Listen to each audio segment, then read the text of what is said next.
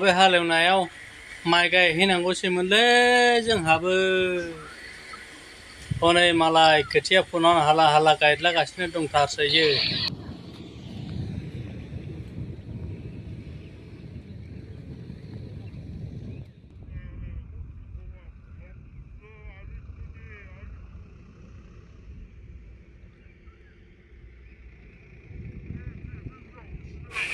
दे रायजोफोर दे बोलो हो दे बोथोरनि बि अखायावनो गायग'नानै लाथारनांगौ जोंहाबो दे बोलो हो